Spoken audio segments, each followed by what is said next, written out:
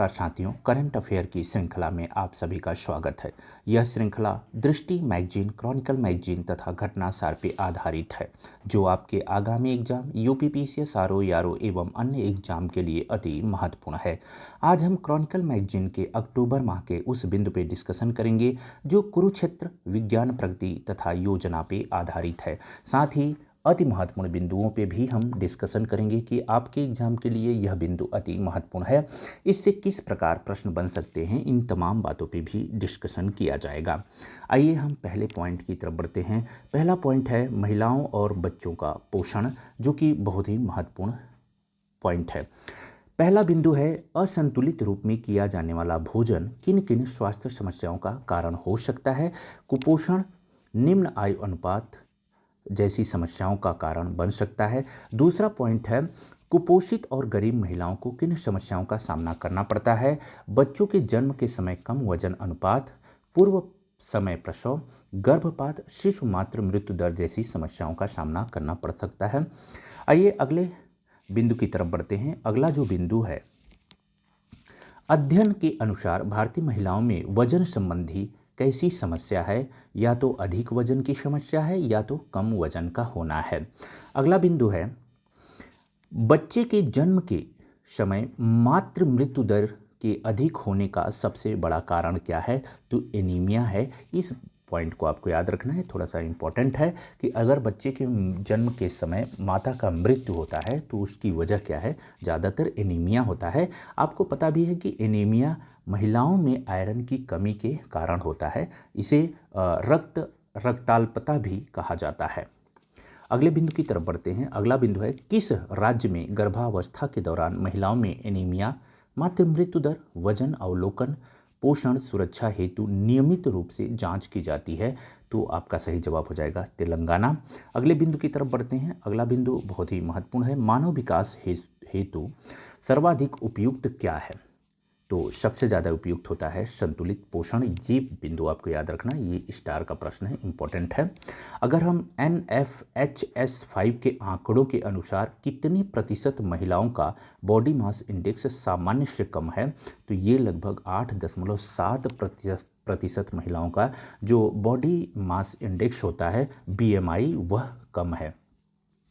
अगले बिंदु की तरफ बढ़ते हैं। NFHS5 के आंकड़ों के अनुसार कितनी प्रतिशत महिलाएं खून की कमी अर्थात एनीमिया का सामना कर रही हैं, तो 57% महिलाओं को कहीं न कहीं एनीमिया हुई है, वे एनीमिया से ग्रसित हैं। आप कह सकते हैं कि इनमें कहीं न कहीं आयरन की कमी पाई जा रही है। NFHS5 के आंकड़ों के अनुसार 5 वर्ष से कम उम्र के कितने प्रतिशत बच्चे सामान्य से कम लंबाई के हैं, तो 35.7% बच्चे जो है जिनकी लंबाई सामान्य से कम है, यानी स्टंटेड ग्रुप में वे शामिल हैं।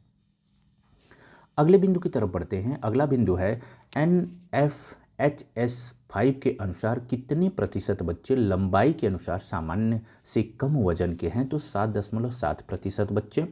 NFHS5 के अनुसार कितने प्रतिशत बच्चे आयु के अनुसार कम वजन के हैं, तो 32.1% बच्चे हैं। राष्ट्रीय पोषण नीति किस वर्ष जारी की गई है, ये आपका स्टार का प्रश्न है आपके आरओ के लिए। तो आपका 1993 में राष्ट्रीय पोषण नीति को जारी किया गया था।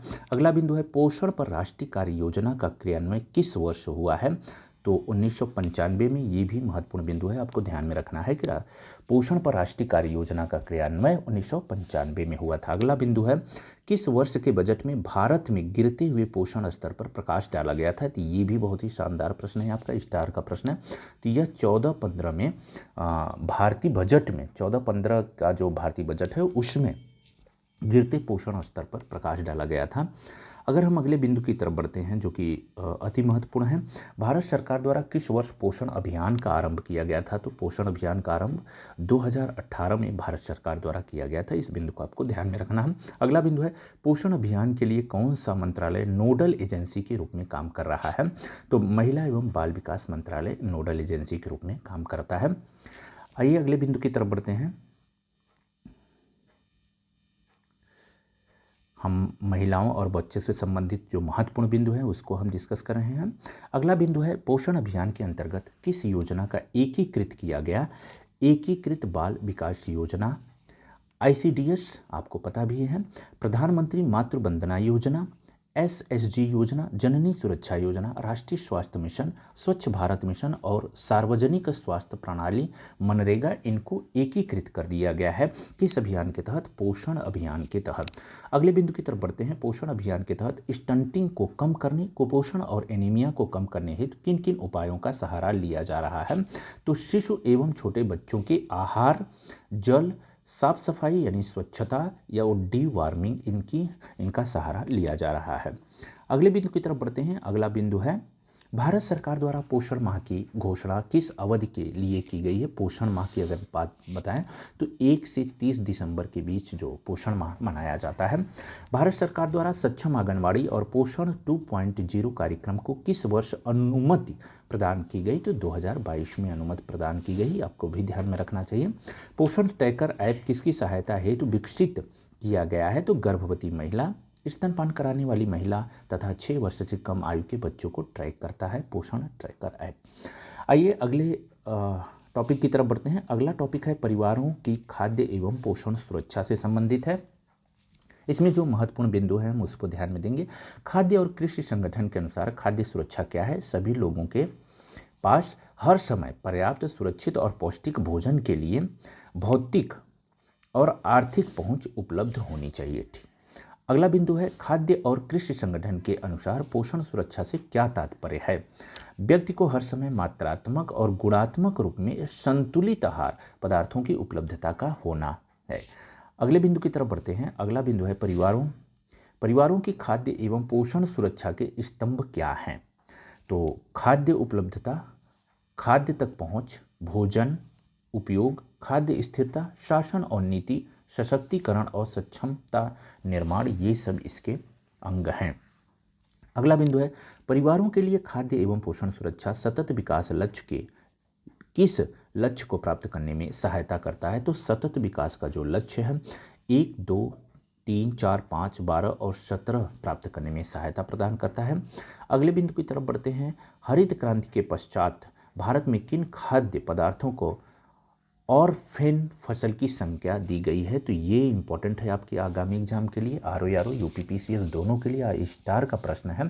तो आपको ध्यान में रखना है मोटे अनाजों को, जैसा कि आप जानते भी हैं 2023 में अंतर्राष्ट्रीय मोटा अनाज दिवस मनाया गया है, राइट। तो इस बात को आपको ध्यान में रखना है कि हरित क्रांति के पश्चात भारत में किन खाद्य पदार्थों को और फेन फसल की संख्या दी गई है? तो मोटे अनाजों को दी गई है। मोटे अनाजों में पाए जाने वाले प्रमुख पोषक तत्व कौन कौन से होते हैं? तो कैल्शियम है, पोटेशियम है, मैग्नीशियम, लोहा, manganese, zinc, vitamin B complex, ये मोटे अनाज में पाए जाने वाले प्रमुख पोषक तत्व होते हैं। अगले बिंदु की तरफ बढ़ते हैं जो कि महत्वपूर्ण बिंदु है। आइए देखते हैं फूड फोर्टिफिकेशन क्या है। ये स्टार का प्रश्न है, आप ध्यान में रखना। फूड फोर्टिफिकेशन क्या है? यह खाद्य पदार्थों में खनिज और पोषक तत्वों जैसे लोहा, iodine, zinc, vitamin A, D जैसे पदार्थों को जोड़ने या वृद्धि करने की प्रक्रिया कहलाती है। अगला बिंदु है राष्ट्रीय खाद्य सुरक्षा मिशन किस वर्ष लागू किया गया था? ये भी आपके लिए स्टार का प्रश्न है। तो इसे 2013 में राष्ट्रीय खाद्य सुरक्षा मिशन को लागू किया गया था। और आपको ये भी याद होगा 2013 में ही फूड सिक्योरिटी बिल लाया गया था। राष्ट्रीय खाद्य सुरक्षा मिशन के तहत 75% ग्रामीण आबादी को और लगभग 60% शहरी आबादी को कवर किया जा रहा है। अगला महत्वपूर्ण बिंदु है केंद्र सरकार द्वारा एक नई एकीकृत खाद्य सुरक्षा मिशन योजना का आरंभ कब किया गया? 1 जनवरी 2023 को। इस बात को आपको ध्यान में रखना है, स्टार का प्रश्न है, सबसे लेटेस्ट प्रश्न है। तो एकीकृत खाद्य सुरक्षा मिशन योजना को 1 जनवरी 2023 में लागू किया गया था।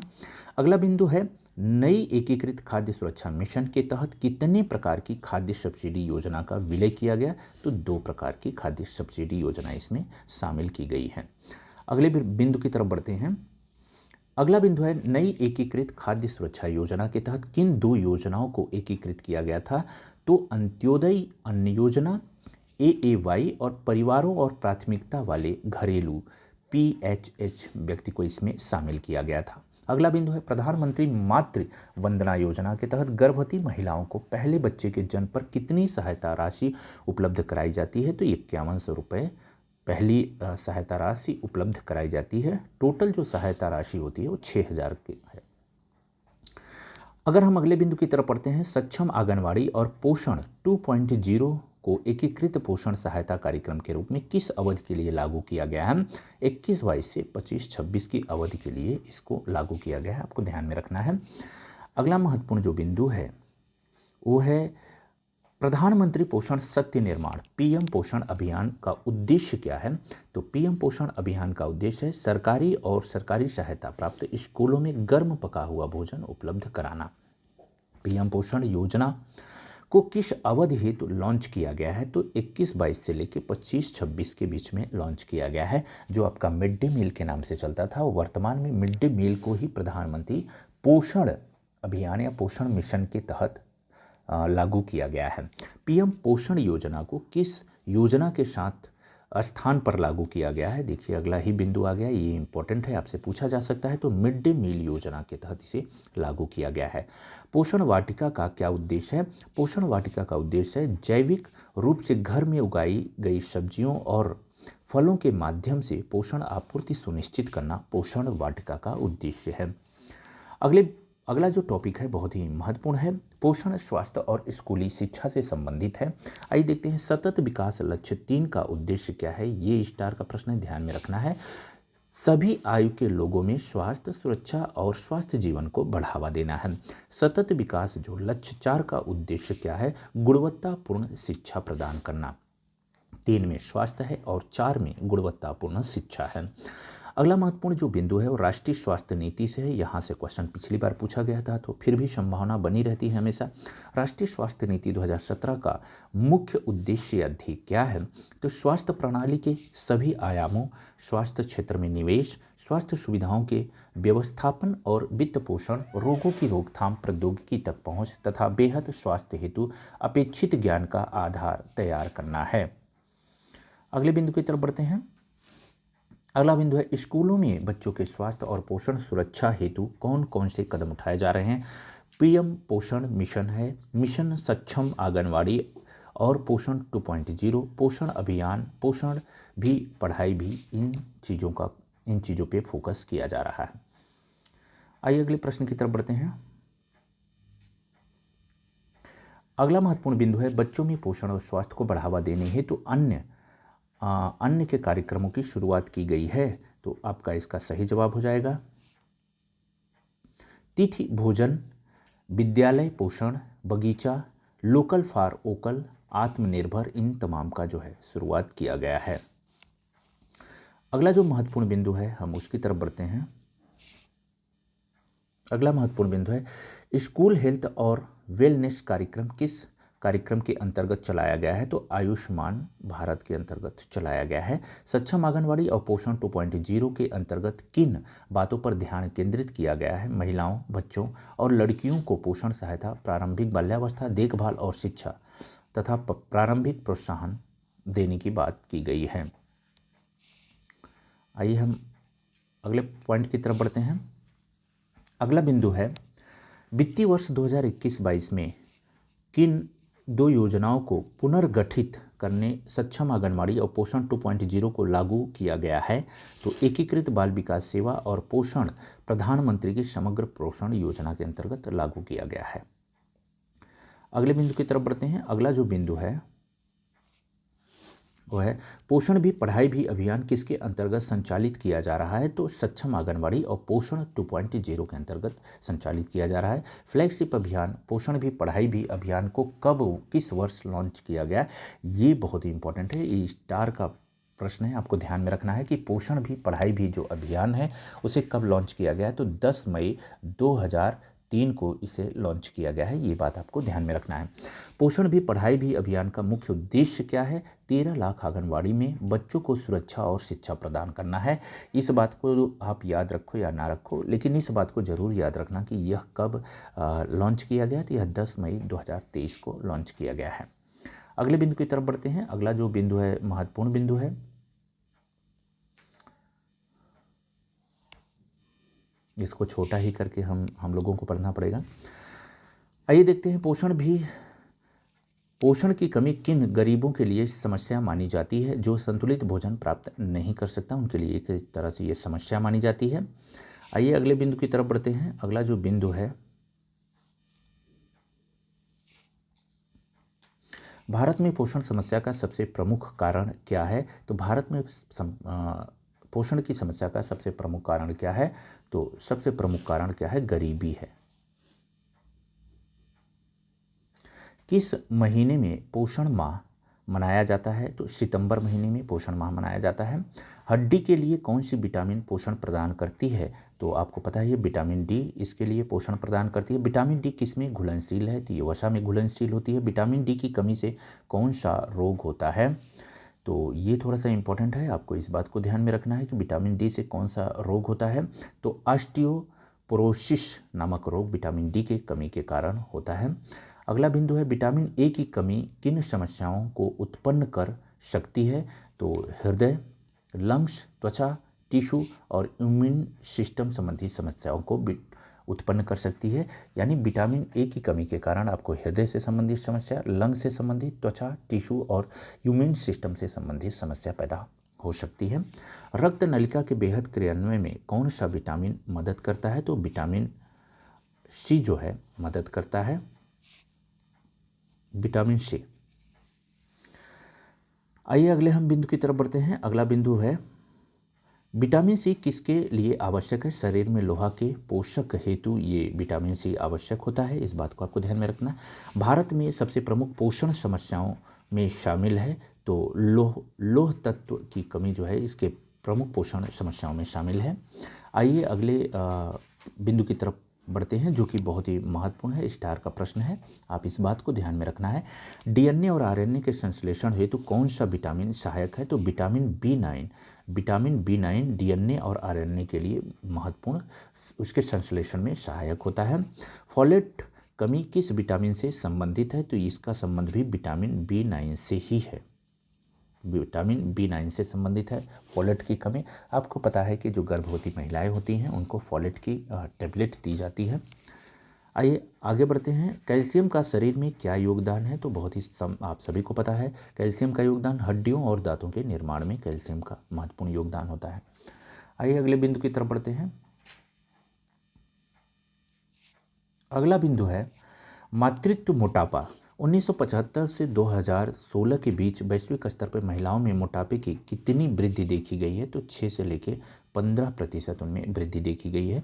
अनुमान के अनुसार 2025 तक विश्व के कितने प्रतिशत महिलाओं में मोटापे का शिकार होंगी? तो 21% तक मोटापे के शिकार में आ जाएंगी। वर्ष 2016 तक भारत की कितनी प्रतिशत महिलाएं अधिक वजन या मोटापे के शिकार थीं? तो 20.7% महिलाएं थीं। भारत में 15 से 49 वर्ष की आयु की कितनी प्रतिशत महिलाएं मोटापे से युक्त हैं? तो 24% महिलाएं मोटापे से युक्त हैं।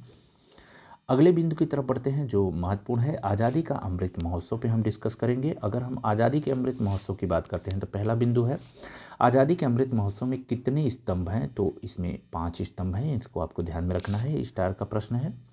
आज़ादी के अमृत महोत्सव के 5 स्तंभ कौन कौन से हैं? तो आपको पता भी है, स्वतंत्रता संग्राम, विचार @75, कार्य @7, संकल्प @75, उपलब्धियाँ @75 इसमें शामिल है।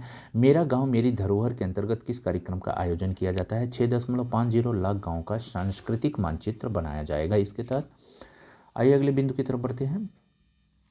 अगला बिंदु है, आज़ादी के अमृत महोत्सव 2.0 यानी अकाम 2.0 के अंतर्गत प्रधानमंत्री द्वारा पंच प्राण से परिकल्पित कितने नए विषयों की पहचान की गई है? तो इसमें 9 विषयों की पहचान की गई है। अगला बिंदु है, अकाम 2.0 के अंतर्गत परिकल्पित 9 विषय कौन कौन से हैं? तो इसमें महिलाएं हैं, बच्चे हैं, जनजाति सशक्तिकरण है, जल है, पर्यावरण के लिए जीवन शैली है, लाइफ, स्वास्थ्य है, आरोग्य है, समावेशी विकास है, आत्मनिर्भर भारत है, सांस्कृतिक और गौरव एकता है। तो आपको ये बिंदु याद रखना है, स्टार का प्रश्न है कि जो आज़ादी का अमृत महोत्सव 2.0 है यानी उसे आप अकाम 2.0 कहते हैं, इसमें टोटल 9 विषयों को ध्यान में रखा गया है, ये बात आपको ध्यान में रखना है। अगले बिंदु की तरफ बढ़ते हैं। अगला बिंदु है समग्र आरोग्यता से संबंधित है। पिछले दशक में किस दृष्टिकोण के आधार पर स्वास्थ्य क्षेत्र को समग्र रूप से मजबूत करने का लक्ष्य रखा गया है? तो टोकन टू टोटल के तहत रखा गया है। स्टार का प्रश्न है, आपको ध्यान में रखना है। भारत की स्वास्थ्य प्रणाली कितने स्तरों वाली है, ये भी आपको ध्यान में रखना है कि भारत में जो स्वास्थ्य प्रणाली है वो 3 स्तरों पे है। आप जानते भी हैं, केंद्र सरकार, राज्य सरकार और स्थानीय सरकार, तीनों स्तरों पे भारत में स्वास्थ्य प्रणालियां हैं। अगले बिंदु की तरफ बढ़ते हैं। तो राष्ट्रीय ग्रामीण स्वास्थ्य मिशन की अगर हम बात करें तो NRHM का नया नाम क्या है? राष्ट्रीय स्वास्थ्य मिशन। तो राष्ट्रीय ग्रामीण स्वास्थ्य मिशन को अब राष्ट्रीय स्वास्थ्य मिशन के नाम से जाना जाता है। अगला जो महत्वपूर्ण बिंदु है, मासिक धर्म से संबंधित स्वच्छता योजना के तहत 22-23 में प्रतिमाह कितने महिलाओं को सैनिटरी नैपकिन उपलब्ध कराई जाएगी? तो 4.5 मिलियन महिलाओं को उपलब्ध कराई जाएगी। आयुष्मान भारत पहल का आरंभ कब हुआ था? तो 2018 से आयुष्मान भारत चल रहा है। ये बिंदु आपको ध्यान में रखना है। अगले बिंदु की तरफ बढ़ते हैं। अगला बिंदु है, आयुष्मान भारत पहल के अंतर्गत कौन सी 2 योजनाएं शामिल की गई हैं? पहली योजना थी स्वास्थ्य और आरोग्य केंद्र, दूसरी योजना है प्रधानमंत्री जन आरोग्य योजना। अगला बिंदु है, गरीबों और कमजोर लोगों को अस्पताल में भर्ती और मुफ्त रोगी सेवाएं किस योजना के अंतर्गत प्रदान किया जाता है? प्रधानमंत्री जन आरोग्य योजना के अंतर्गत प्रदान किया जाता है। अगले बिंदु की तरफ बढ़ते हैं। अगला बिंदु है, प्रधानमंत्री जन आरोग्य योजना के तहत 33 राज्यों और केंद्र शासित प्रदेशों में कितने प्रतिशत पात्र आबादी को वित्तीय सुरक्षा प्रदान की गई है? आबादी को, तो 40% आबादी को वित्तीय सुरक्षा प्रदान की गई। देश में एकीकृत डिजिटल स्वास्थ्य बुनियादी ढांचे को विकसित करने हेतु किन योजनाओं का प्रारंभ किया गया? आयुष्मान भारत डिजिटल मिशन का प्रारंभ किया गया है। अगले बिंदु की तरफ बढ़ते हैं। अगला बिंदु है, भारत में पूर्ण टीकाकरण के लिए कौन सी योजना चलाई जा रही है? तो मिशन इंद्रधनुष, आप जानते भी हैं, पूर्ण टीकाकरण के लिए चलाई गई योजना है। इसके अंतर्गत 7 बीमारियों से संबंधित टीका को शामिल किया गया है। NFHS 5 में NFHS 4 के 62% पूर्ण टीकाकरण की तुलना में कितना हो गया है? लगभग 76.4%। ये सर्वे है हेल्थ से संबंधित। 15वें वित्त आयोग द्वारा ग्रामीण और शहरी स्थानीय निकायों को स्वास्थ्य क्षेत्र में अनुदान के माध्यम से कितने करोड़ रुपए की अतिरिक्त संसाधन का आवंटन किया गया है? तो 70,051 करोड़ रुपए को जो है स्वास्थ्य के लिए अतिरिक्त आवंटन किया गया है। आइए अगले बिंदु की तरफ बढ़ते हैं। अगला बिंदु है, वर्तमान में चिकित्सा शिक्षा के लिए कितने स्नातक सीटें हैं? तो 1.07 लाख इस समय सीटें हैं चिकित्सा क्षेत्र में। 2017 से 21 के बीच मलेरिया के मामले में कितने प्रतिशत की कमी आई है? तो 85.3% की कमी आई है। भारत किस वर्ष तक टीबी खत्म करने के हेतु प्रतिबद्ध है? तो ये 2025 तक। ये अच्छा प्रश्न है, इसको ध्यान में रखना है आपको। प्रधानमंत्री टीबी मुक्त भारत अभियान का उद्देश्य क्या है? तो सरकारी स्वास्थ्य इकाइयों में उपलब्ध मुफ्त टीबी उपचार के बारे में जागरूकता बढ़ाना इसका मुख्य उद्देश्य है।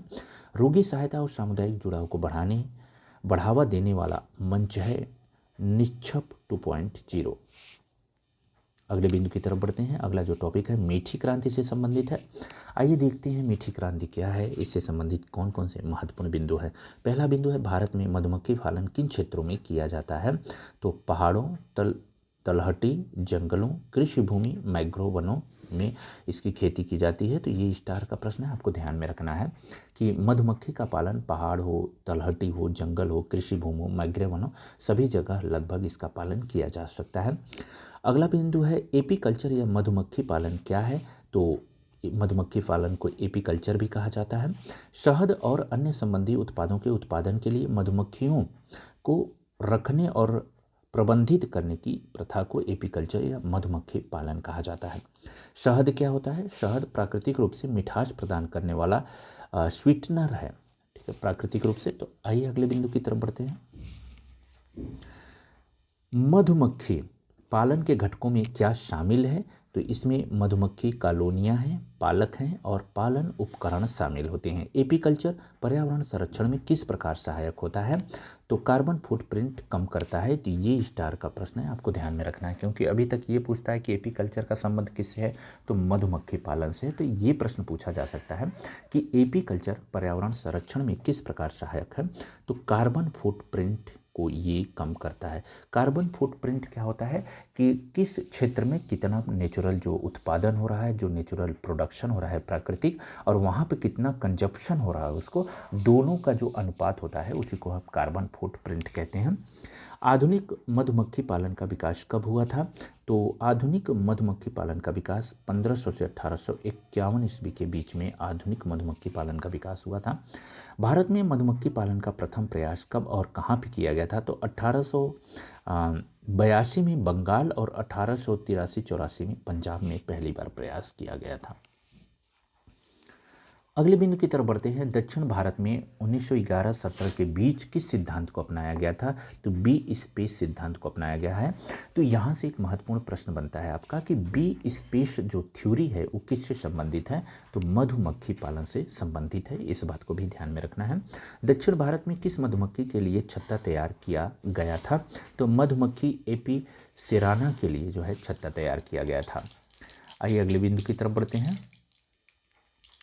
अगला बिंदु महत्वपूर्ण है जो आपके प्रश्न के आपके आगामी एग्जाम के लिए। भारत में पहली बार किस विदेशी मधुमक्खी का पालन किया गया था? तो ए मालिफेरा मधुमक्खी जो थी, जो कि विदेशी है, उसका पहली बार पालन किया गया। ए मलिफेरा को सबसे पहले कहाँ पालन किया गया था? नगरोटा बगवा में इसका पालन किया गया था। केंद्रीय क्षेत्र की योजना राष्ट्रीय मधुमक्खी पालन और शहद मिशन किसके द्वारा 100% वित्त पोषित है? तो राष्ट्रीय मधुमक्खी बोर्ड द्वारा यह 100% वित्त पोषित है। अगले बिंदु की तरफ बढ़ते हैं। अगला बिंदु है राष्ट्रीय मधुमक्खी बोर्ड का मुख्य उद्देश्य क्या है? तो भारत में वैज्ञानिक मधुमक्खी पालन को बढ़ावा देकर परागण के माध्यम से फसलों की उत्पादकता को बढ़ाना इसका मुख्य उद्देश्य है। अगला बिंदु है राष्ट्रीय मधुमक्खी पालन और शहद मिशन के अंतर्गत कौन सी 3 योजना या लघु मिशन को शामिल किया गया है? तो मिनी मिशन 1, मिनी मिशन 2 और मिनी मिशन 3 तीनों को शामिल कर दिया गया है। अगला जो टॉपिक है आपका बहुत ही महत्वपूर्ण है, संवहनी मैन्युफैक्चरिंग से संबंधित है। इससे संबंधित जो महत्वपूर्ण बिंदु हैं और आपके एग्जाम के लिए उन तमाम चीज़ों को हम डिस्कस करेंगे। फिक्की मैकिंजी रिपोर्ट के अनुसार भारत को किस वर्ष तक उच्च आय वाला राष्ट्र बन जाने की उम्मीद जताई गई है? तो 2047 तक। ये स्टार का प्रश्न है, आपको ध्यान में रखना है कि जो फिक्की मैगजीन है वो कहती है कि 2047 तक भारत उच्च राष्ट्र आय वाला देश बन जाएगा। अगला जो महत्वपूर्ण बिंदु है वो इस रिपोर्ट के अनुसार भारतीय अर्थव्यवस्था की वास्तविक सकल घरेलू उत्पाद जीडीपी वृद्धि दर कितने प्रतिशत हो सकती है? तो फिक्की के अनुसार 7.7%। अगला जो महत्वपूर्ण बिंदु है, भारत 2047 तक कितने करोड़ रुपए की अर्थव्यवस्था बन जाएगा? तो 1500 लाख करोड़ रुपए की अर्थव्यवस्था ये बन जाएगा। आपको पता भी है अभी हाल ही में 4 ट्रिलियन भारत की अर्थव्यवस्था हो गई है।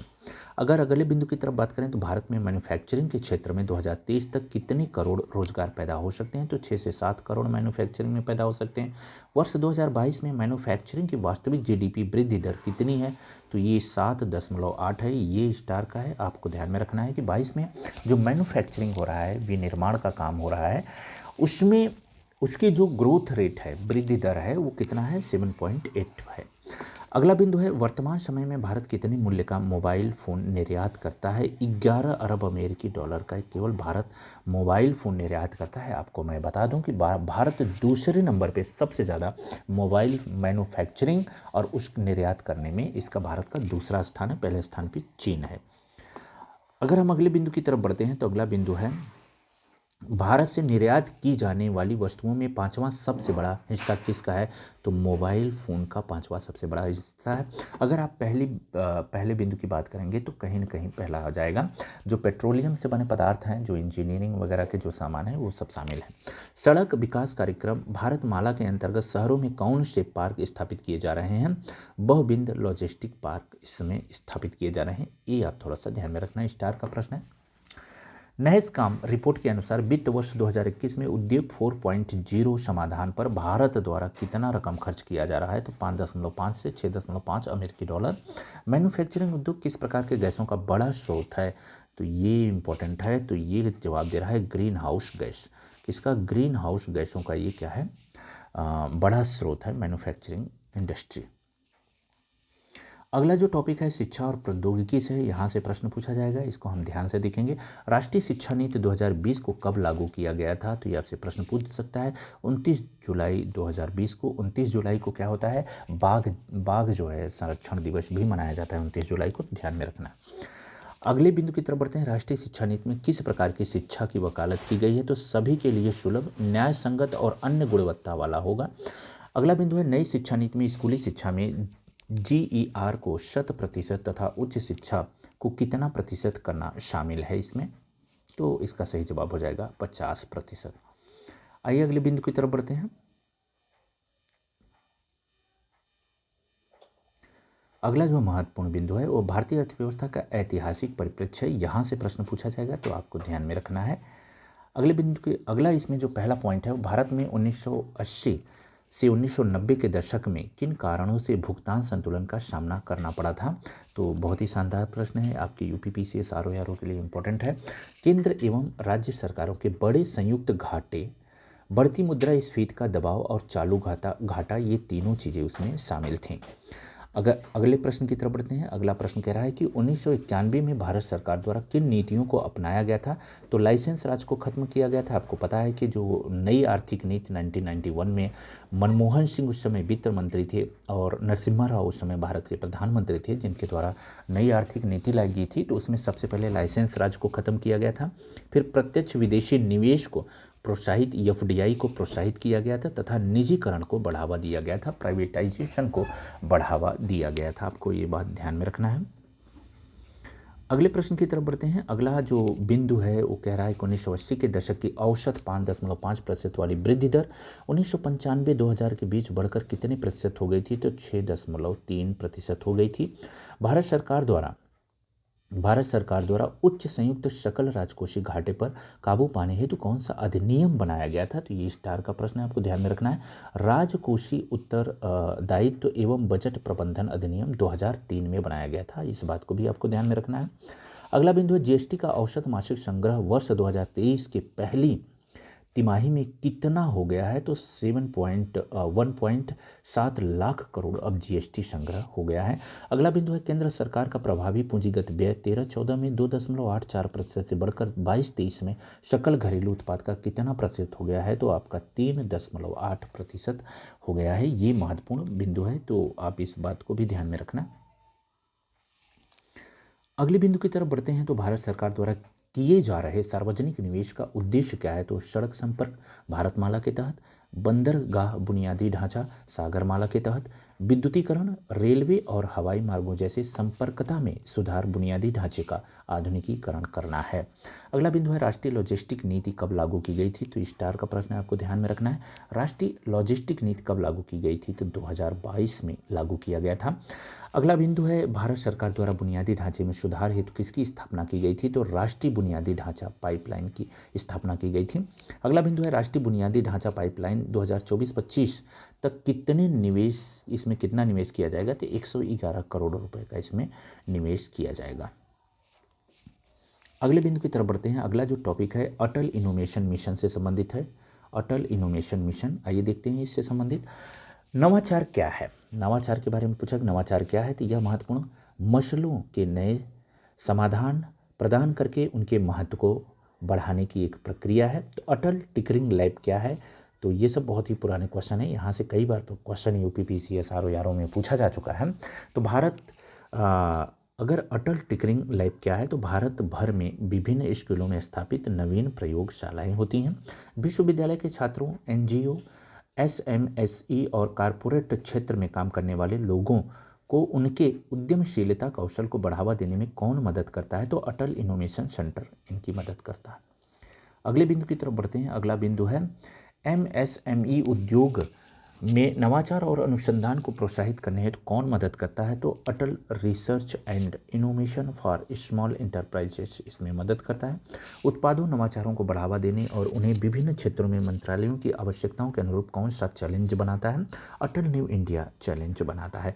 पारंपरिक रूप से प्रौद्योगिकी नवाचार में अग्रणी देश कौन है? तो अमेरिका, ब्रिटेन, फ्रांस, जर्मनी और जापान, ये सब के सब अग्रणी देश हैं। अगले बिंदु की तरफ बढ़ते हैं।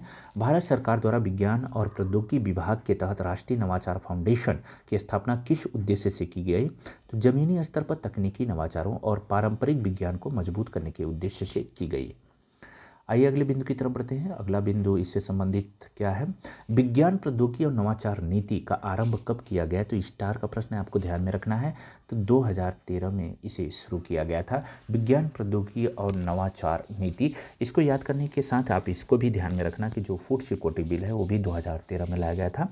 तो फूड सिक्योरिटी बिल और विज्ञान प्रौद्योगिकी नवाचार नीति 2013 में लाई गई थी। विज्ञान प्रौद्योगिकी और नवाचार नीति 2013 का लक्ष्य क्या है? इसका लक्ष्य है विज्ञान अनुसंधान नवाचार प्रणाली स्थापित करके भारत को उच्च प्रौद्योगिकी आधारित पथ पर अग्रसित करना है। अगला महत्वपूर्ण जो बिंदु है, भारत को विश्व की शीर्ष 5 वैज्ञानिक शक्तियों में स्थान दिलाना किस नीति का उद्देश्य है? तो विज्ञान नवाचार नीति 2013 का उद्देश्य है। ये भी इंपॉर्टेंट है, स्टार का प्रश्न है। तो आपसे पूछ सकता है शीर्ष 5 में स्थान दिलाना इस पॉलिसी का जो है प्रमुख नीति है। नीति आयोग के तहत अटल इनोवेशन मिशन की स्थापना किस वर्ष की गई थी? तो अब पूछा जा सकता है आपसे। तो 2016 में आप याद रखना, अटल इनोवेशन मिशन 2016 से प्रारंभ है। अटल इनोवेशन मिशन का लक्ष्य क्या है? तो भारत में नवाचार और उद्यमिता की संस्कृति का निर्माण करना है और उनको बढ़ावा देना है। अगला महत्वपूर्ण बिंदु है, अटल इनोवेशन मिशन ने नव प्रवर्तकों को उनके नवाचार के जीवन चक्र में सहायता देने और भारत की नवाचार यात्रा में व्यापक परिवर्तन लाने के लिए क्या प्रारंभ किया है? तो अटल टिंकरिंग लैब, आपको पता है अटल टिंकरिंग लैब है, अटल इनोवेशन सेंटर है, अटल इम्यूनिटी इनोवेशन सेंटर है, अटल न्यू इंडिया चैलेंज और मेंटर ऑफ चैलेंज इसमें शामिल है। अगले बिंदु की तरफ बढ़ते हैं। अटल टिंकरिंग लैब किन कक्षा के युवाओं में जिज्ञासा और नवाचार को बढ़ावा देने और समस्या समाधान इनोवेशी मानसिकता को प्रोत्साहित करने का अत्याधुनिक मंच है? तो 6ठी से 12वीं कक्षा तक के लिए शामिल है।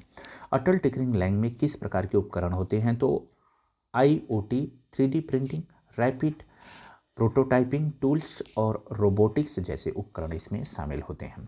भारत में कृषि, ये बहुत ही महत्वपूर्ण है। यहाँ से आपके लिए UPPCS RO एग्जाम के लिए प्रश्न बन सकते हैं, तो इसको ध्यान से हमें देखना है। पहला बिंदु है, देश ने विकास के लिए अपनी पहली पंचवर्षीय योजना का मसौदा कब तैयार किया था? तो 1951 और 56। तो ये बहुत बार पूछा गया प्रश्न है, लेकिन आपको ध्यान में रखना है कि भारत में पहली पंचवर्षीय योजना 1951 से 56 के बीच में लाई गई थी। टोटल भारत में 12 पंचवर्षीय योजनाएं लाई गई हैं। उसके बाद पंचवर्षीय योजनाओं को समाप्त कर दिया गया है। आइए अगले प्रश्न की तरफ बढ़ते हैं। अगला जो बिंदु है, प्रथम पंचवर्षीय योजना में किस बात पर सर्वाधिक बल दिया गया था? आपको पता है कृषि उत्पादकता बढ़ाने और भूख को कम करने के लिए सबसे ज़्यादा बल प्रथम पंचवर्षीय योजना में दिया गया था। द्वितीय पंचवर्षीय योजना में उद्योगों पे और तृतीय पंचवर्षीय योजना में कृषि और उद्योग दोनों को शामिल किया गया था। आइए अगले बिंदु की तरफ बढ़ते हैं।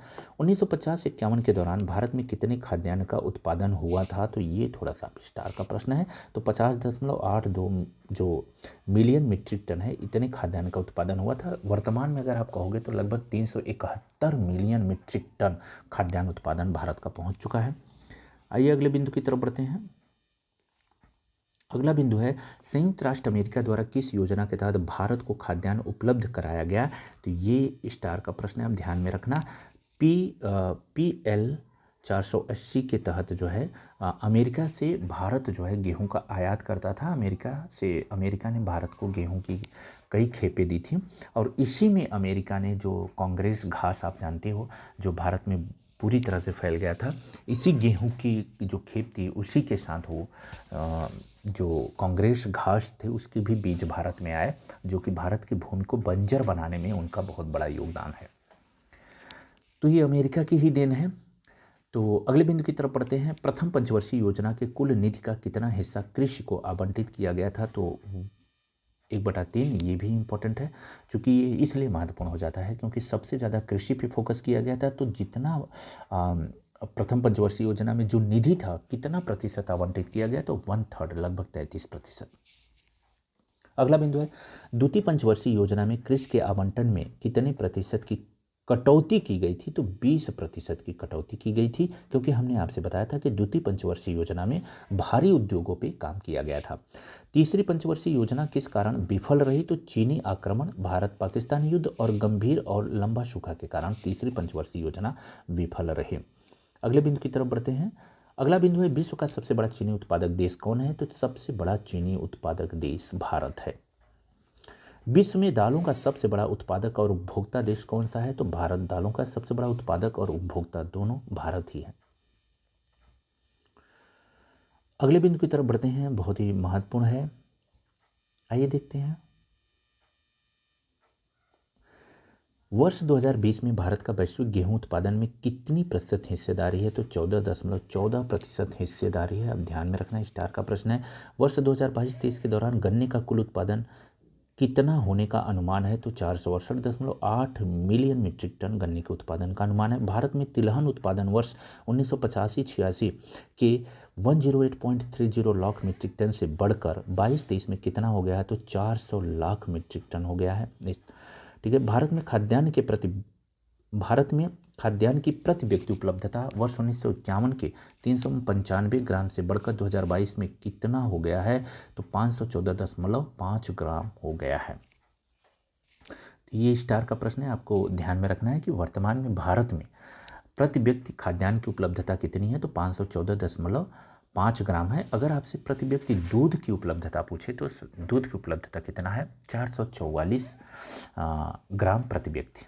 भारत ने हाल ही में किस अनाज हेतु एक अंतर्राष्ट्रीय केंद्र बनाने हेतु तैयार किया है, बिल्कुल बहुत ही स्टार है। स्टार का प्रश्न आपको ध्यान रखना है, मोटे अनाज के लिए वह एक अंतर्राष्ट्रीय केंद्र बनाने हेतु तैयार है कि एक मोटे अनाज का एक अंतर्राष्ट्रीय केंद्र बनाया जाए। जैसे अभी आपको पता भी है चावल का भी अंतर्राष्ट्रीय केंद्र है, गेहूं का भी अंतर्राष्ट्रीय केंद्र है, ठीक उसी प्रकार मोटे अनाज का भी अंतर्राष्ट्रीय केंद्र होना चाहिए। इसके लिए भारत पहल कर रहा है। आइए अगले प्रश्न की तरफ बढ़ते हैं। अगला जो पॉइंट है, भारत द्वारा मोटे अनाज को क्या नाम दिया गया है, स्टार का प्रश्न है, तो आपको याद रखना है श्री अन्न नाम दिया गया है इसको।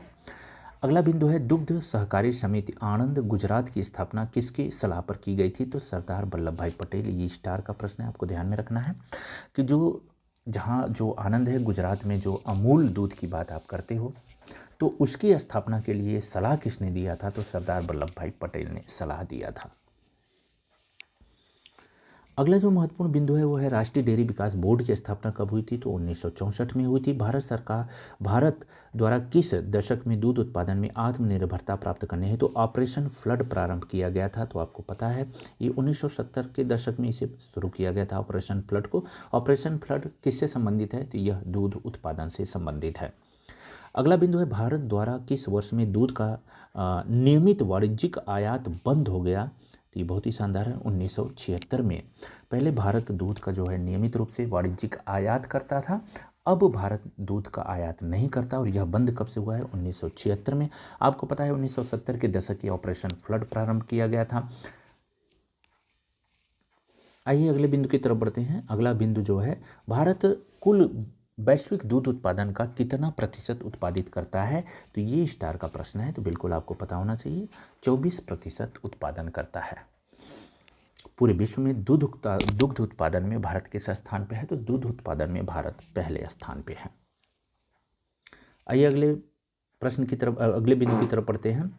विश्व भर में दूध की प्रति व्यक्ति औसत उपलब्धता कितनी है, 308। विश्व भर में अगर हम दूध की प्रति व्यक्ति औसत उपलब्धता की बात करें तो 308 ग्राम प्रति व्यक्ति उपलब्ध है।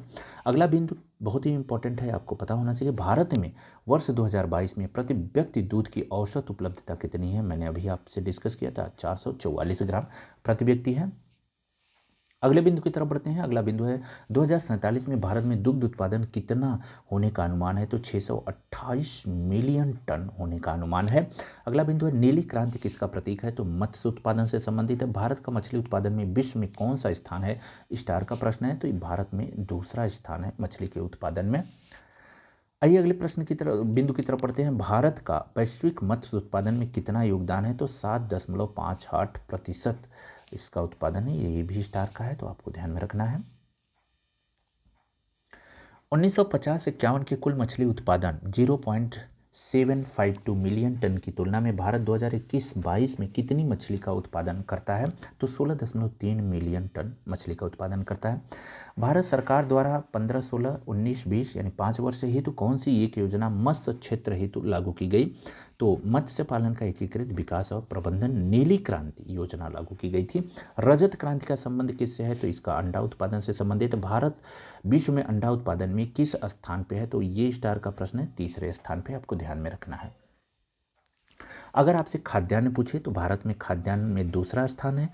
मछली दूध उत्पादन में पहला स्थान है। मछली उत्पादन में दूसरा स्थान है। अंडे के उत्पादन में तीसरा स्थान आता है भारत का। आइए अगले बिंदु की तरफ बढ़ते हैं। बाघों की दुनिया के बारे में हम डिस्कस करेंगे। आपको पता है कि बाघ से संबंधित अभी भारत में रिपोर्ट जारी की गई है, उससे संबंधित तमाम चीज़ों को हम देखते हैं। ठीक है, ये दुनिया का सबसे बड़ा विडाल वंशी जानवर कौन सा होता है? अगर आपसे पूछा जाए तो वो है बाघ। इसका साइंटिफिक नाम क्या होता है? पेंथारा टाइग्रिस इसका वैज्ञानिक नाम है। अगले बिंदु की तरफ देखते हैं। भारत में विश्व के कुल बाघ का कितना प्रतिशत निवास करता है? तो 70% से ज़्यादा निवास करता है। आपको पता भी है, ये पिछले साल 2 साल पहले आईएएस में और यूपीपीसीएस दोनों में इस प्रश्न को पूछा गया था। अगले बिंदु की तरफ बढ़ते हैं। अगला बिंदु है विश्व भर में बाघ की कितनी उप प्रजातियां मौजूद हैं? तो बाघ की टोटल 9 उप प्रजातियां मौजूद हैं। वजन और आकार के लिहाज से सबसे बड़े बाघ की प्रजाति कौन है? तो साइबेरियन या अमूर टाइगर कहते हैं इसको। ये सबसे बड़ा होता है, इसका वजन भी सबसे ज़्यादा होता है। साइबेरियन या अमूर टाइगर का वजन कितने किलोग्राम का होता है? 320 किलोग्राम का होता है। भारत ई बाघों को किस नाम से जाना जाता है? तो रॉयल बंगाल टाइगर के नाम से भी जाना जाता है। रॉयल बंगाल टाइगर के नरों और मादाओं का वजन क्रमशः कितना होता है? तो क्रमशः 260 किलोग्राम के जो नर होते हैं और जो मादाएं होती हैं वो 150 किलोग्राम की होती हैं। रॉयल बंगाल टाइगर का सिर के साथ पूरे शरीर की लंबाई कितनी होती है? तो 1.8 मीटर से लेकर 2.7 मीटर तक इनकी लंबाई होती है। विश्व में बाघों की अन्य उप प्रजातियाँ कौन कौन सी हैं? तो सुमात्रन कुल 9 प्रजातियाँ हैं, तो उसमें बहुत सारी हैं। तो सुमात्रन टाइगर है जो सुमात्रा में है, इंडो चाइनीज है, चाइनीज टाइगर है, मलायन टाइगर है, साउथ चाइना टाइगर है, बहुत सारी उप प्रजातियाँ हैं। अगला जो महत्वपूर्ण बिंदु है वो ये है कि प्राकृतिक आवास क्षेत्र में बाघ की किस उप प्रजाति को विलुप्त मान लिया गया है? तो कैस्पियन जामन बाली टाइगर को विलुप्त मान लिया गया है। तो ये स्टार का प्रश्न आपको ध्यान में रखना है। प्रोजेक्ट टाइगर का आरंभ कब किया गया था? बहुत बार ये प्रश्न पूछा जा चुका है। तो 1 अप्रैल 1973 में प्रोजेक्ट टाइगर का आरंभ किया गया था।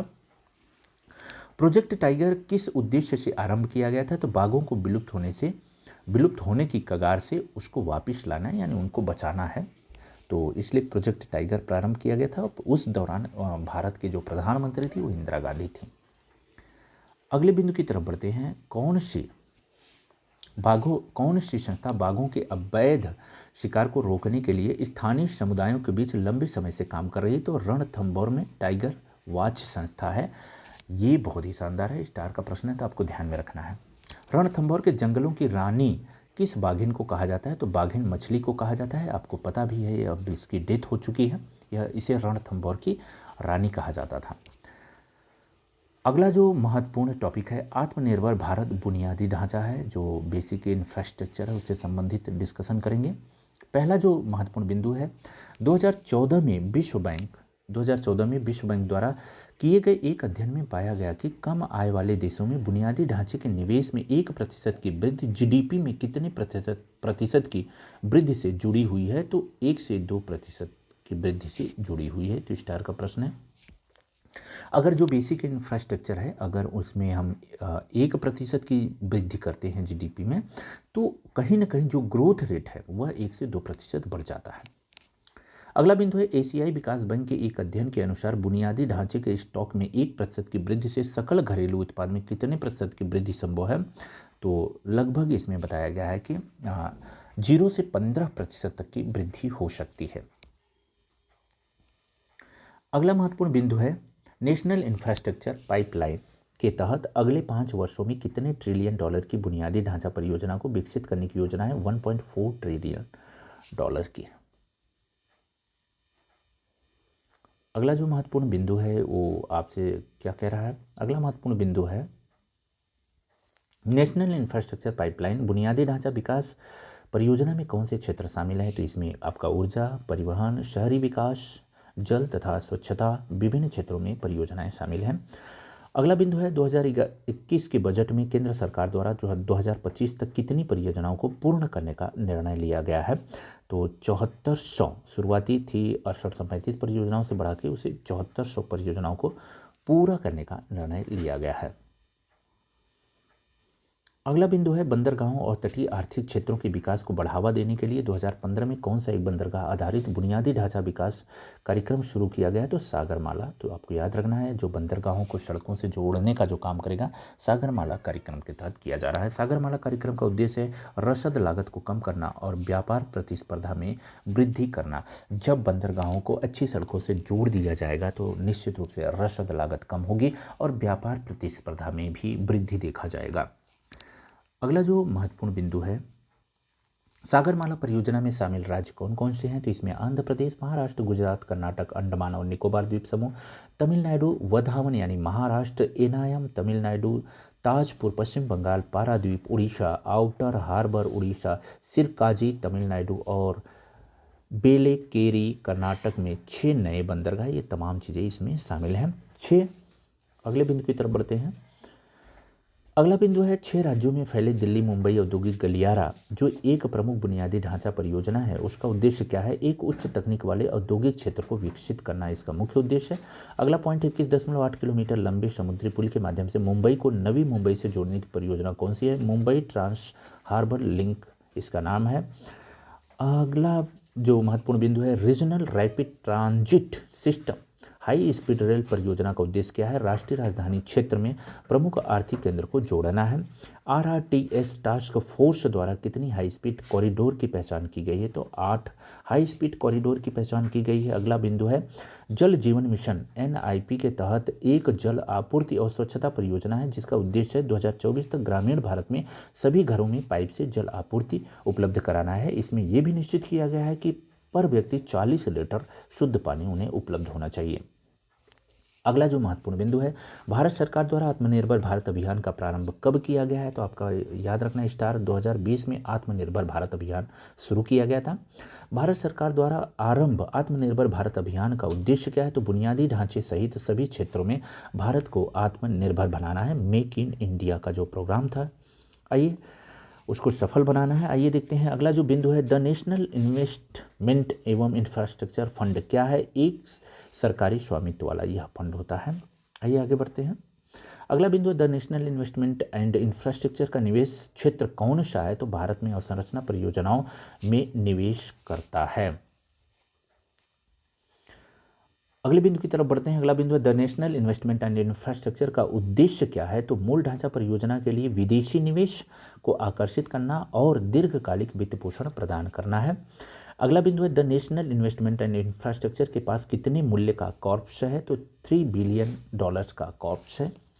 अगला महत्वपूर्ण बिंदु है दिल्ली मेट्रो परियोजना का आरंभ कब किया गया था? तो 1995 में दिल्ली मेट्रो की परियोजना का आरंभ किया गया था और आपको पता है कि भारत की पहली जो मेट्रो प्रोग्राम शुरू हुआ था वो दिल्ली में ही शुरू हुआ था। अगला जो महत्वपूर्ण बिंदु है स्मार्ट सिटी के तहत कितने शहरों का विकास किया जाना है? ये स्टार का प्रश्न है। तो स्मार्ट सिटी के तहत टोटल 100 शहरों को शामिल किया गया है। स्मार्ट सिटी योजना का लक्ष्य क्या है? तो स्मार्ट परिवहन, जल आपूर्ति और अपशिष्ट प्रबंधन सहित बेहतर बुनियादी ढांचा और सेवा प्रदान करके नागरिकों की जीवन की गुणवत्ता में वृद्धि करना है।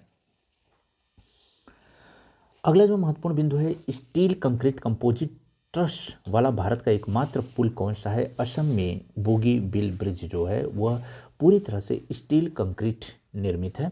असम में निर्मित बोगीबील ब्रिज की डेक अवधि कितने किलोमीटर है? तो 4.94 किलोमीटर इसकी लंबाई है। उधमपुर श्रीनगर बालामुरा रेलवे परियोजना की रेलवे लाइन पर स्थित पुल कौन सा है? तो चिनाब पुल है। तो ये थोड़ा सा स्टार का प्रश्न आप ध्यान में रखना। अगला बिंदु है डॉक्टर श्यामा प्रसाद मुखर्जी सुरंग के नाम से किस सुरंग को जाना जाता है? तो चेनाब नासरी राजमार्ग सुरंग को डॉक्टर श्यामा प्रसाद मुखर्जी सुरंग के नाम से भी जाना जाता है। तो स्टार का प्रश्न है, ध्यान में रखना। और आपको पता है दिल्ली में जो मुखर्जी नगर है वो डॉक्टर श्यामा प्रसाद मुखर्जी के नाम पे ही बना है। डॉक्टर श्यामा प्रसाद मुखर्जी सुरंग किस राष्ट्रीय राजमार्ग पर अवस्थित है? NH1A पे स्थित है। अर्थात अगर आपसे पूछेगा चेनानी नासरी राजमार्ग सुरंग किस नेशनल हाईवे पे स्थित है? तो NH1A पे स्थित है। डॉक्टर श्यामा प्रसाद मुखर्जी सुरंग कितने किलोमीटर लंबी 2 लेन की द्विदिशात्मक सुरंग है? तो 9.28 किलोमीटर लंबी ये है। हिमाचल प्रदेश में मनाली लेह राजमार्ग पर कौन सा सुरंग निर्मित किया गया है? तो अटल सुरंग निर्मित किया गया है। इससे प्रश्न पूछा गया है, फिर पूछा जा सकता है। तो अटल सुरंग किस मार्ग पे है? तो मनाली लेह मार्ग पे यह स्थित है। अगला है, अटल सुरंग दुनिया की सबसे लंबी एकल ट्यूब राजमार्ग सुरंग है जिसकी लंबाई कितनी है? 9.2 है। ये आपसे बिहार में भी प्रश्न पूछा गया है, यूपी में भी प्रश्न पूछा गया था। 9.02 किलोमीटर है। यह सुरंग दुनिया की सबसे लंबी एकल ट्यूब राजमार्ग सुरंग है। अगला बिंदु है, भारत ने पृथ्वी विज्ञान मंत्रालय, अंतरिक्ष विभाग और electronics corporation of India limited के प्रयासों से अंटार्कटिक और आर्कटिक क्षेत्र में कौन सी संरचना की स्थापना की? तो ध्रुवीय अनुसंधान और संरचना की स्थापना की गई है। अगला जो महत्वपूर्ण बिंदु है वो है, भारतीय इंजीनियरों के कौशल का पहला उदाहरण LPG के भंडारण के लिए भूमिगत गुफा कहाँ अवस्थित है? आंध्र प्रदेश के विशाखापट्टनम में स्थित है। स्टार का प्रश्न है, ध्यान में रखना है। अब जो टॉपिक है आपका वो बहुत ही महत्वपूर्ण है, मेट्रोलॉजी से डिस्कशन हम करेंगे। आइए देखते हैं। पहला जो बिंदु है, मेट्रोलॉजी शब्द ग्रीक के किस 2 शब्दों से बना है? तो मेट्रो जिसका अर्थ होता है माप और लॉजी जिसका अर्थ होता है विज्ञान। तो मेट्रोलॉजी का अर्थ होता है मापने वाला विज्ञान। तो मेट्रोलॉजी वास्तव में क्या है? तो ये सटीक माप का विज्ञान होता है। आइए इससे संबंधित अन्य महत्वपूर्ण बिंदुओं को भी देखें। मेट्रोलॉजी से संबंधित जो अन्य महत्वपूर्ण बिंदु है वो पहला बिंदु है, किस वर्ष पेरिस में मीट्रिक सम्मेलन आयोजित किया गया था जिसमें संयुक्त राज्य अमेरिका सहित 17 देशों ने संधि पर हस्ताक्षर किया था? तो 1875 में। ये आपको याद रखना है कि जो मीट्रिक सम्मेलन कहाँ हुआ था, तो आपको ध्यान में रखना है पेरिस में हुआ था। कब हुआ था? 1875 में हुआ था। International system of units SI मात्रक जिसे कहते हैं की शुरुआत कब की गई थी? तो 1960 में की गई थी। ये भी स्टार का प्रश्न है। तो जिसे आप SI मात्रक कहते हो, इंटरनेशनल सिस्टम ऑफ यूनिट्स 1960 में शुरू किया गया था। अंतर्राष्ट्रीय मात्रक पद्धति को अंतर्राष्ट्रीय माप तौल के अधिवेशन में स्वीकार किया गया जिसमें आज कितनी इकाइयों को परिभाषित किया गया? तो आपको याद है 7 इकाइयां हैं, जिसमें आपका क्या क्या शामिल है? आपका सेकंड शामिल है समय के लिए, जिसमें समय के लिए सेकंड होता है। आपका जो दूरी के लिए मीटर है, किलोग्राम है, वजन के लिए तमाम ऐसे कुल 7 इकाइयाँ इसमें शामिल है। अगले बिंदु की तरफ बढ़ते हैं। अगला बिंदु है, अंतर्राष्ट्रीय मात्रक पद्धति में मूल मात्रकों की संख्या कितनी है? आपसे पूछा जाता है। तो 7 संख्या है। लंबाई का मूल मात्रक मीटर होता है, मैं इसी की चर्चा कर रहा था। लंबाई का जो मूल मात्रक होता है मीटर होता है। द्रव्यमान का किलोग्राम होता है। समय का सेकेंड होता है। विद्युत धारा का एम्पियर होता है। ताप का मूल मात्रक क्या होता है? केल्विन होता है। और ज्योति तीव्रता का मूल मात्रक कैंडेला होता है। आइए अगले बिंदु की तरफ बढ़ते हैं। अगला जो महत्वपूर्ण बिंदु है, दशमलव आधारित इकाई मानकों की परिकल्पना सर्वप्रथम कहाँ की गई थी? तो फ्रांस की क्रांति के दौरान पेरिस में 22 जून 1799 को की गई थी। अगला जो महत्वपूर्ण बिंदु है, सेकंड समय की गणना किस पर आधारित है? सेकंड समय की गणना तो इस CGM 133 परमाणु के दोलन पर आधारित है। अगले बिंदु की तरफ बढ़ते हैं। अगला जो महत्वपूर्ण बिंदु है वो है 2 CGM परमाणुओं के मध्य विकिरण का आपको ये आंकड़ा दिया गया है। चक्र पूरा करने में कितना समय लगता है? तो 1 सेकंड समय लगता है। दूरी के मापन हेतु किसका आधार लिया गया है? तो प्रकाश की गति का आधार लिया गया है। ये आपको ध्यान में रखना है कि दूरी के मापन के लिए किसका आधार लिया गया? प्रकाश की गति को आधार बनाया गया है।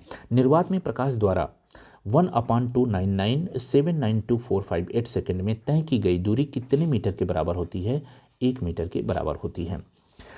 अगला जो टॉपिक है बहुत ही महत्वपूर्ण है, मौसम पूर्वानुमान से संबंधित है। आइए इससे संबंधित जितने भी महत्वपूर्ण बिंदु हैं उनको डिस्कस करते हैं। मौसम पूर्वानुमान कितने प्रकार के हो सकते हैं? तो 4 प्रकार के मौसम पूर्वानुमान होते हैं। 4 प्रकार के मौसम पूर्वानुमान कौन कौन से हैं? तो लघु अवधि 12 से 48 घंटे के मध्य होता है। मध्यम अवधि 3 से 7 दिन के बीच में होता है। लंबी अवधि 8 दिन प्लस होता है। और खतरनाक या गंभीर जो मौसम पूर्वानुमान अवधि जो होता है वो इससे ऊपर होता है। ठीक, तो 4 होते हैं, तो लगभग 12 से 48 घंटे के बीच में होता है। मध्यम अवधि 3 से 7 दिन के बीच में होता है। अगर हम लंबी अवधि की बात करते हैं तो 8 दिन प्लस होता है। ठीक है, अगले महत्वपूर्ण बिंदु की तरफ बढ़ते हैं। तो अगला, मौसम पूर्वानुमान में किस सैटेलाइट में इमेजर का इस्तेमाल किया जाता है, तो आपको ये ध्यान में रखना है। तो ये इंसेट कल्पना 1 और MOES का इस्तेमाल किया जाता है। बारिश या बादल की संरचनाओं का अध्ययन करने के लिए किसका उपयोग किया जाता है, डॉपलर मौसम रडार का अध्ययन किया जाता है। बारिश या बादल का अध्ययन करने के लिए हम किसका उपयोग करते हैं, तो डॉपलर जो प्रभाव या मौसम रडार का उपयोग करते हैं। कौन सा रडार बादलों की दिशा, तीव्रता और गति की भविष्यवाणी करने में मदद करता है, तो डॉपलर मौसम रडार जो है ये बताता है कि बादलों की दिशा, तीव्रता और गति क्या होगी। अगले बिंदु की तरफ बढ़ते हैं। अगला बिंदु क्या कह रहा है, कौन सा रडार बाद, अच्छा ये हो गया। IMD द्वारा कितने दिनों तक के मौसम की भविष्यवाणी करने के लिए अपना मॉडल विकसित किया गया, 10 दिनों तक का वो जो है अनुमान लगा सकता है। भारत में किस वर्ष से लेकर अभी तक के मौसम से जुड़ा डाटा डिजिटल के रूप में उपलब्ध है, तो 1901 से उपलब्ध है। मेरे प्यारे साथियों, तो ये आपका जो है आज का सेशन आपका समाप्त होता है, जिसमें हमने 2-3 मैगजीन के महत्वपूर्ण बिंदुओं को कवर किया, जिसमें कुरुक्षेत्र, विज्ञान प्रगति और योजना शामिल है।